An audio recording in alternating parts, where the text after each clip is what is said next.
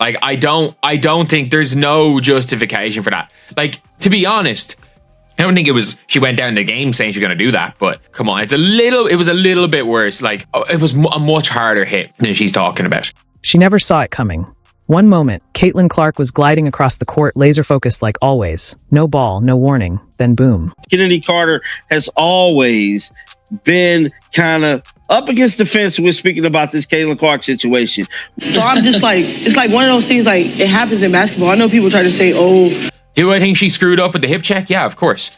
Do I think she has been a not great teammate in the WNBA? Yeah, of course. But is she fun as hell to watch play basketball? Yeah. A blindsided hit rocked the arena, leaving everyone gasping. Was that even basketball? The cameras caught every second. The crowd felt every blow. But the loudest moment? Chennedy Carter's silence until now. Like, you can criticize, especially on the court, when somebody 100% cheap shots your favorite player. Like, there's a level of going at it, but we all know with Chennedy Carter, it went way too far. Like, we can be honest here, it did go way too far with Kennedy. Because just moments ago, Carter finally broke her silence. And it wasn't with regret.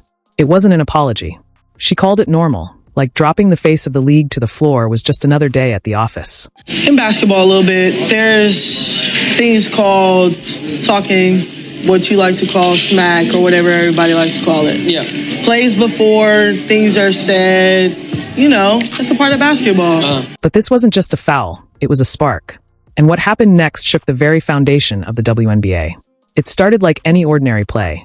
Caitlin Clark gliding down the court, eyes locked ahead, no ball in her hands, no defender in sight, completely unsuspecting. Listen, if people want to portray and paint the narrative that there are racial tensions in the WNBA as a result of Caitlin Clark, I would say that's their own problem. I think Caitlin Clark is doing the right thing, rising above all of the crap that she's had to endure. The amount of fouls committed on Caitlin Clark higher than any other player, flagrant fouls committed on Caitlin Clark higher than any other player. Caitlin Clark was worried about playing the game, and that is why she got Rookie of the Year. She was not worried about the BS. Out of nowhere, Chennedy Carter came flying in from behind, delivering a full-body check that had nothing to do with defense and everything to do with sending a message. The crowd gasped. The benches exploded. The footage went viral before Caitlin Clark even hit the floor. In an instant, the spotlight wasn't on the game anymore. It was on the intent. This wasn't a hustle foul. It wasn't a heat-of-the-moment clash between rivals. It was personal. It was premeditated. And it went way too far. That she still is not taking responsibility for her actions. She's finna blame this whole situation on Caitlin Clark supposedly talking smack to her. This is crazy, man. Let's get back to it. When Carter finally spoke up, she brushed it off, called it basketball, laughed it off as just a little tap. She blamed it on emotions, on trash talk, even hinted that Clark had said something to provoke her. But the video told a different story. No words. No confrontation, just a cold, calculated hit away from the ball, with one clear purpose, to knock Caitlin Clark down. What is she doing wrong? What more do you want from Caitlin Clark? Seriously, what more do you want from her? She's focusing on the game. She lifted her team up, got them to the playoffs, won Rookie of the Year, and then also is denouncing racial tensions when she's asked about it. I'm sorry, I don't see anything more that Caitlin Clark should have done or could have done. So I think Caitlin, she moves because she knows people follow her no matter where she goes, and she's very strategic about dictating where her value is. For a moment, maybe Carter thought it worked. But what she didn't realize was that the hit didn't expose Caitlin Clark's weakness. It exposed the pressure simmering beneath the surface of the league. The frustration, the envy, the undeniable truth that a rookie had become the biggest name in the WNBA almost overnight. Points by a point guard in a season in WNBA history. Most double-doubles by a rookie guard in WNBA history. Most points by a rookie in WNBA history. Most assists by a rookie in the history of the WNBA. First WNBA rookie to record 2 triple-doubles. First triple-double by a rookie in WNBA history. First triple-double in Fever history. The first player to be named WNBA Player of the Month and Rookie of the Month in the same month. First player in WNBA history with 20 or more points, 15 or more assists, and 5 or more rebounds in a game. She won Rookie of the Month 4 times, Eastern Conference Player of the Week 3 times, single season rookie record for assists, single season rookie record for 3-pointers, single game record for assists 19, franchise record for most double-doubles, 3-pointers, career 10 or more assists in a game, franchise record for most career 10 or more assists in a game. Fastest WNBA player to reach 100 3-pointers. She did it in 34 games, most assists by a rookie in a WNBA All-Star game for which she received the most fan votes ever, 700,000 of those. Fastest player player to reach 350 points and 150 assists to start a season, regardless of years in the league. People will say, pay more attention to the other folks. Like, she couldn't do it herself. You know, LeBron has teammates, Jordan had teammates. I understand. Some players just couldn't stomach it. Two players, same court, completely different stories. Chennedy Carter had a golden opportunity to rise above it, to show leadership, growth, even a flicker of remorse.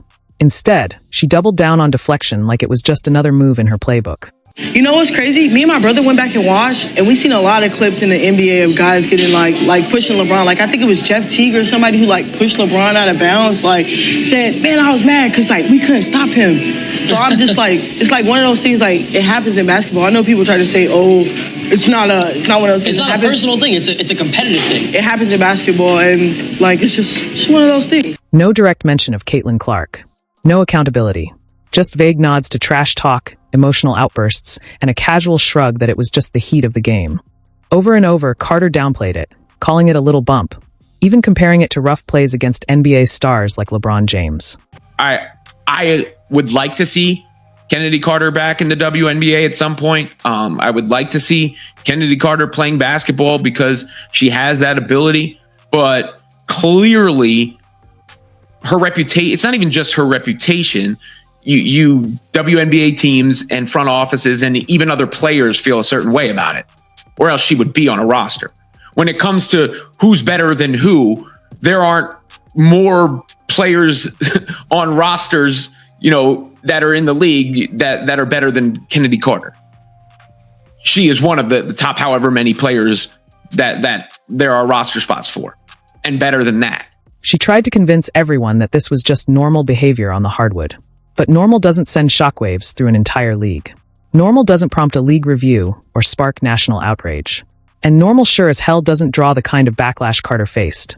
Not unless it crossed a line. As a rookie and making history. And so I understand her point of view. She wants to probably let other athletes shine. She also says, it's earned, not given. There are other people that can use that spotlight to compete as well. Who's going to be the next face of the NBA? We don't get to decide that. The marketplace decides that. The people have chosen Caitlin Clark. Meanwhile, Caitlin Clark didn't say a word. No tweets. No post-game digs. No interviews throwing blame. She simply stood up, dusted herself off, and kept playing. And that silence, it spoke volumes. She didn't retaliate. She responded, not with words, but with buckets. Dropping dimes. Lighting up the scoreboard. She was remarkable on top of the fact that she had to deal with so much hate when she got to the WNBA. It was a stupid decision because it compromises what your ultimate goal is, which is to elevate the WNBA brand. She did what she always does. Let the game do the talking. And in that moment, Caitlin Clark proved why she's not just a star, but a true professional. While Carter scrambled to spin her narrative, Caitlin was busy building hers.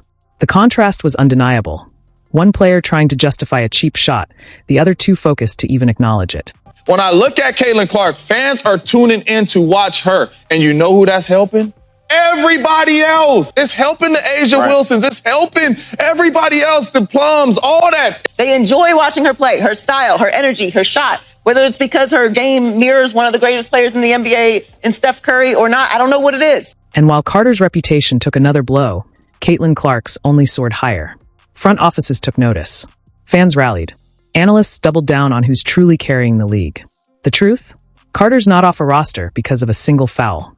She's off because teams don't trust her. Atlanta, Louisiana, now Chicago. We know that the WNBA numbers with her and versus the numbers in the WNBA without her also have a major gap. And this really makes us realize the power of Caitlin Clark, the appeal of Caitlin Clark. I think a play before, maybe I was elbowed. Okay, that happens. Think the next play down, maybe something was said. And then maybe there was like a little clip of somebody like yelling in my face. And then we go down the court. Then I hit like a little bucket, you feel me? Come down, hit like a nice little mid-range pull-up. And then I just just give her like a little, I'm here. I don't think it was